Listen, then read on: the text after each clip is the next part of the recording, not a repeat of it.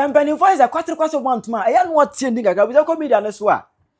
Odi Ahenkan Bonohene. Any cocoa farmers are reacted to new price now. Ato Forson, Ediaba. Ato is forcing. Ato is forcing. O be doing come on. My man chiri munu achire wadwen amame. Ewo comment section. I Penyah Block Media. Let's say any demo.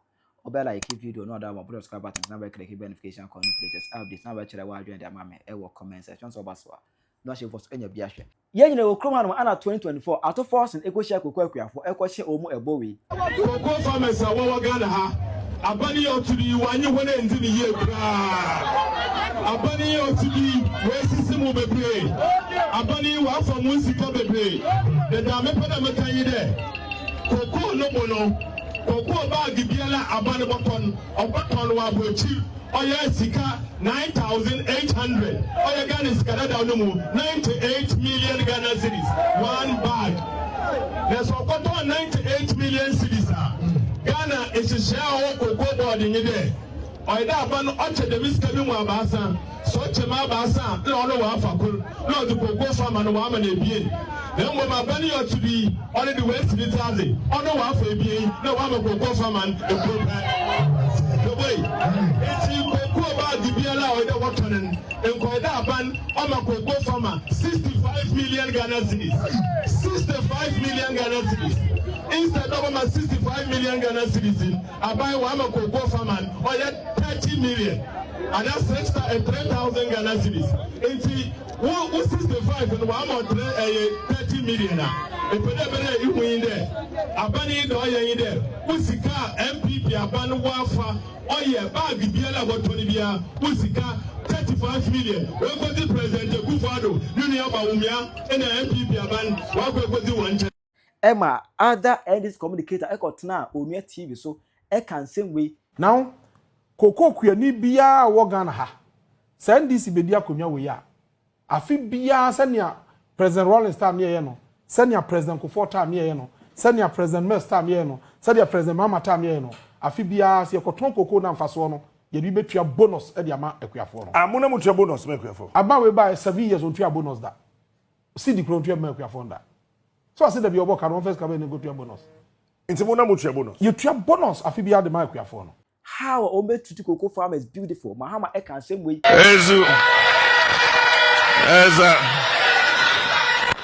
Abraham this wabemo.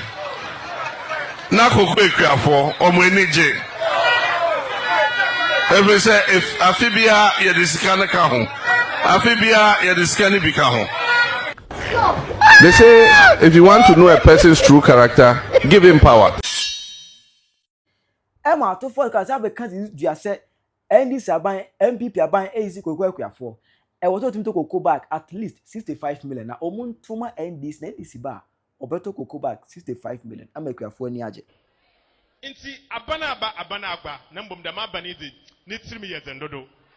Da mabani on dwene kwafo mo ho. Da me pada me ka kira mo ide. President Mahama semen ka kira mo de. Oy nyame na duma NDC baba bem. Na ye ba bem akoko no ye botum papa bi mama akoma atomu yem. Na enye de ye tum keke. Fertilizer and ye baba bio ye mama mu free. Koko akwan ye botwa ne free. Spray ye baba mu free. Ye de momba boko school so aka ho. Adi bi osafa te bi ode ye bia ye be ya ma koko kwafo. Osanda Ghana enye Ghana be Ghana ofi koko. Ebusia ya to aba NDC arena omobaye from January to April. Na cocoa price at world market any a dollar exchange rate. Na ye koton cocoa amanone na ye nya 100 million any achire but still na nkofu emu ema cocoa farmers 31 million. No matter 70 million any achire. Obi onu so bi sisim ka mobile zanka mobile January na nanka ma reform price no na a balance but mo yenhwe han ebu akuafo so from January to April because now as of April na dollar that so the 15 point na dollar ekosoro akoduru 15.95 na cocoa world market at $8,000 it would multiplier na was him to make akuafo no mo sika January na cocoa price at $11,700 plus at the world market na dollar at 15.5 it January somewhere 20th January, and Ghana recorded your highest price of cocoa beans. Your highest price. 10,700 and something. Your highest. Month to month. Ela busianra. Omo musha bottle cocoa bag. 65 million enra. Ebo beto ye 31 million ku for the time no. Omo sa ate so. Abeduru 25 million. Almost say world market price na perform. Dollar rate outperform. Dollar outperform, world market price outperform. But petrol so no world market price outperform for petrol. And no affect to be there, but more jin when we say Ato is forcing. Ato onim de no petrol. Ghana refining petrol Ghana. No. Then Ato nim e petrol. But world market crude oil price outperform. I affect to be na Ghana as petrol go outperform no. Most NDC government yen find munyam mamo. Munye serious. Munye serious. Now you know the interesting thing. 2016 October we ya MPP arena ye no. E said in Kete can say with Chile Kufuado. About whatever it is, I'm not interested in arguing about the correctness or otherwise of statistics. The bottom line is that whatever terms you describe this economy, you were fully aware of its state before making your promises. So I hope you will not use these statistics to form the basis of justifying when or why he's not going to be able to implement the promises. We'll hold him to his. I say, Ghana form pay excuses. What I was share over, so by being near my way. And me can't just say later, and this is for say or minor, and I will say more my excuse be a money juba. But and this for my idea. Omu puti blame, say bibi koye dia omu jiani munyam, an koye dia MP before the year. Na eno, and I was no price of the buyer no, uko media so Bonohene, Odi Ahenkan, Kukwekwa for no, or my better my joy afa. Inziwa, Nanado, ati dieko, hey, Nana, the book at Tineza, Utimuden, 1 to Kokum, Sir, Behe, Wechi, the Aqua 3-2, about 5-5. Hey, Bo be and Vanessa and Guanoso, it's answered the Eduno, Ajibon, Gong. And go away, and my Bergma, Odi, who will not swoon. Once on one time film with you at the Aquinta, me cook will not swoon. Guarantee for person to me. So me mom gaba. Hey, you have to cook moon. Indeed, me one by crass 6,000. Then me 5. Me cookra, any more than me can see. I'm see, Aquinta, why are the pa? When you be a chair, me more for school fees. This is here in what family say. Dad, oh, you know.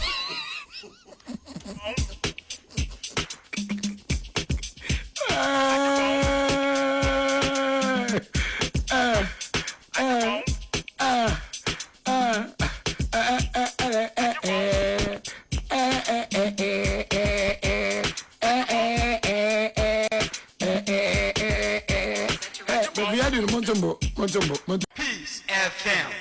Me what to me enka NDC aban enka me so mo line enu so na ma fra bodam fo wo kroma nyina mo mmro mo ma Omo de omo bon na ye kasa omo nten. Oh, the whole bad, the whole brutal. Sami what to me no akokraba the man is NDC aban ke e de omo nyina asalai Ato Forson nom no omo amkeka ho no omo da enu so ka bia nkwa ka bia ma abodam fo mo mra e ma ne mu mmiri mo Ne ka na da ho do. because Oman dada Ghana for Oman dada cocoa farmers in Ghana. Ye kan we aso be reset your mind.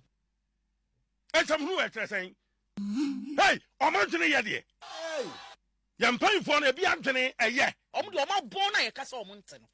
Na ye can cocoa and where the bois Ghana. Ebian this nim, Ebion person work your for a pool. The mabani on Jene Quafomo. Cocoa Kwa sectano, I contribute to about 10% of our GDP. The 2 million actually, and ya work was ya. Your GDP as a country, Cocoa Kwa, I contribute to about 10%. even this foolishness, it is foolishness. And they will pay the pillar of the national economy and your cocoa. And I'm afraid I don't know, can you see? Lagos University, 1948. Cocoa ye and ye did see Lagos University see hall. akoso modam koko ya buida koko sikaka ho omo nkasa meboa Oh, the whole bad, the whole brutal. akoba Ghana nya sika kra na fibia no yetumi nya 1.7 to 2 billion dollars from cocoa Shenia kasa. revenue sika cocoa di mayen Shenia kasa. fibia no nya hwe kra no yetumi nya 1.7 to 2 billion dollars from cocoa Ne kana da hodo. na nipa no a wɔkɔyɛ adwuma ama cocoa na ba ama ɔman Ghana ye revenue atimi akɔsoro yɛtimi abɔ ɛho bra yɛayɛ kwan amanfo nya nsuo amanfo nya nkanea bibia totɔm no wo se memu wo yɛ border Hey, President Mahama. sa nya ban bɔne aban bɛn ne bɛyɛ saa de wi sa nya ban bɔne anya bro anya tutubotom aban anya bayi a saa de we nkɔso dama bani ondwene kwafo mo ho anti bra me tesa Ato Forson Ne kana da hodo. ebe ye press conference am so ye beti asempa Oh. amra me that am so cocoa farmers in come akoma nto mo yam Wait. because ye beti asempa na asempa ni way we kura ya tamma cocoa farmers in Ghana Wait, boy. ye were cocoa farmers about 1 million Ghana cocoa farmers in Kwao 1 million omo dependence atomeka dependence no a omo cocoa farmers ni didie mo omo bidie omo ma omo abusuafo close to 2 million And our pedi I don't know can you say. and it's a one for buo amma the ordinary cocoa farmer that means a one for buo money per 3 million our Ghana O kan wie no so won tia se dia e wono we are Ghana near me Wait. the NDC abane ye no nipa be 3 million our Ghana wo mumo one for mo nya hwe a put on mo ye den Yewra Mahama. na ewiase no ha ubu koto kwase ano ampa mo fancha me na nyame hwe Akwaya John. omo ya John akwaba woni bibi Ato Forson and during campaign time wabana nso ya cocoa farmers one was on be increase cocoa price cocoa farmers be di 6,500 dama and bani the more pay back dama bani and one chief fertilizer ya be mo free Ato Forson be kan yo and one Ato Forson say sabi omo cocoa no ye purunia kwasi bro ni kase ye purunia ye tete wo se be cocoa no betimi aso akatin sisu a aban ne be free asamba ko kan ni say cocoa farmers ne ma no ye be send your man ko school free ana nyame se wo twia Ato Forson wo twia no gina ho na twen na mpanyinfo tumi twa trosa promises o de ma ye no Konabo tape Ato Forson ye tumre na ye kyeresi ye me ba cho ye ntie Ato Forson in opposition the okai say NDC aban be yama cocoa farmers nemra nti abana aba na mbom dama bani di ne tirimi ye zendodo Wait. dama bani ondwene kwafo mo ho Wait. da me pada me ka kira mo ide President Mahama se men kan kira mo de Wait. oy nyame na duma NDC baba bem na ye ba bem ma koko no ye botum papa bi ma ma akoma atomo yem Akwaya John. na enye de ye tum keke fertilizer ye de baba bi o ye ba ma mu free koko akwan ye botwa ne free spray ye de ba ma mu free ye de momba boko school so aka ho adi bi o safate bi o de ye bia ye be ya ma koko kwafo o sande Ghana enye Ghana be ye Ghana ofi koko Akwaya John. na ansa na ye baba be me fitin de kop me de time oboto aba NDC MPs a me de ya me de wan no ye pede ye hye mo bode ye bokodo na ya ko ama mo ma mo 15 million na abadoro fa no what mo aza abramo ye bokko ama mo ibi na mo amo nde hye King Solomon erikopoku wa baba ka kire mo wa no Boy. iye de oye na hyese da wa ka kiri bia ye beye na ye da atuada mo na mpanyinfo tumi twa trosa me ba cho we ya honorable Ato Forson in opposition papa we ene ko gina ho dwana num cocoa farmers ma ye do make school free dama bani ondwene kwafo mo ho hey omu cocoa no si abetete ho ababa tete ni free fertilizer ya betete ni free Koko boa ade ya me ya titu Ato Forson ho no. Sa no kra no ye be ma musikabum 6,500. Hey. Hey. Na utna se na ye nipa boni sem se ya wakatua wo soro. Hey. Akwaba some utna se na utimi dada triki nipa ska mi nipa say kama na de beji to me ya. I'm telling and this is a 1-1 omakatua wo soro. Mama mfani sa nyamtra mama mfani sa sabi omabugana fo kwasiafo he no manya tumi o ye nyan kwasiafo ye ka we aso be reset your mind na de besi bia ye ana pe dia na o ka no nyankopon de na wo pe na aba mu no wo pe so makoko farmers hu se aban na mo to aba ma no wo ya aban bone wo ba kombede mo oba madwuma abesai de mabani on dwene kwafo mo. They say finance minister no office or adane high sense office o. Omo titini ama so say who and the cocoa price na adane 2,587 no. Hey, I high sense. Now what the one not done with a being well. So what the one not done with a being well, John Mahama. What the one not done with a being well, Bama. A dear near man, I had a bassa say ye. What the one not done with a being well, a quiaf way. Somebody one not done with a being one more. What they want no done with a being one and this if way. Manumja Mujayina, it is say ya.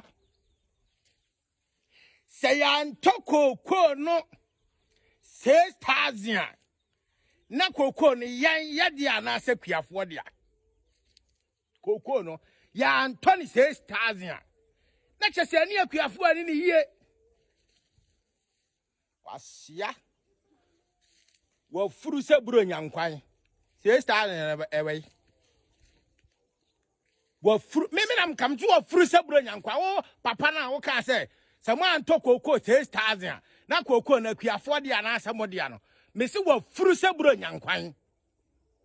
Won akwa amode akuafo afa so. Mwati koko ni sushi to koko 2,500. 25 million.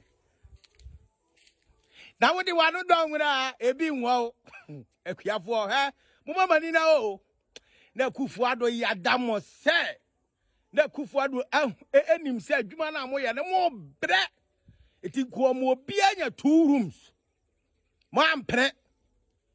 Mako this kama for we yeti dim kokurumuti akwa to aba bone. Ise koko mbachi area na amende.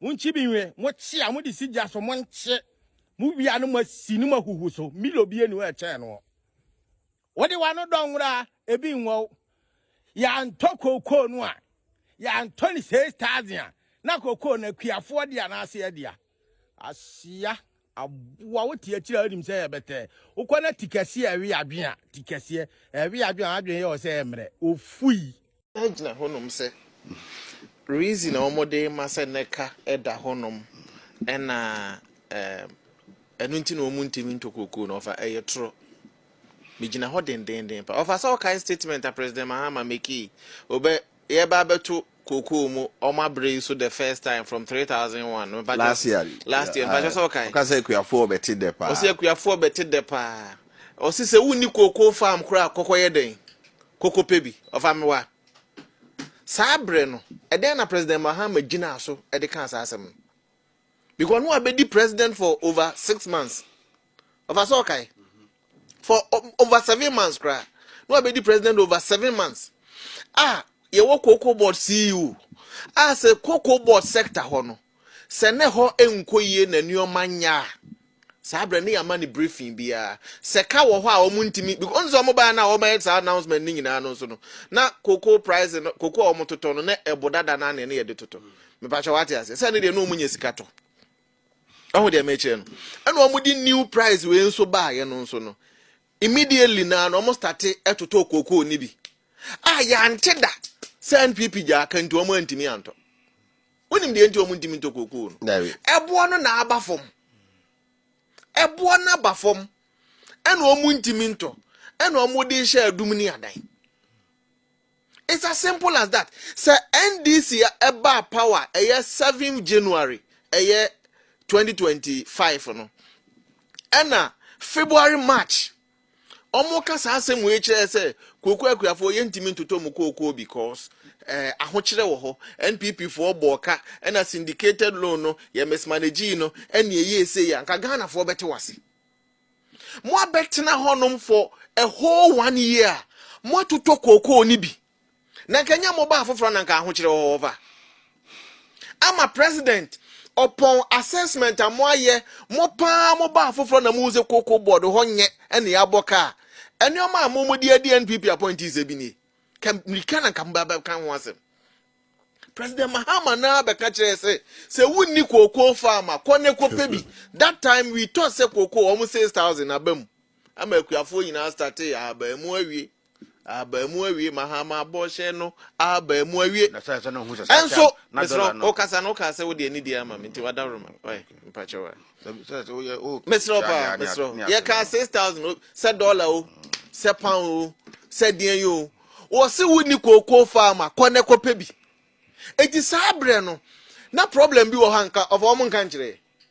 Because around that time, na Koko price no, na born a year. Until they thought say Bejina Honoma, and I'm de be politics. And nay, a born number for man. Said ya washa say no. Chira wadwe mame e wo comment section. Hi Penyah Block Media.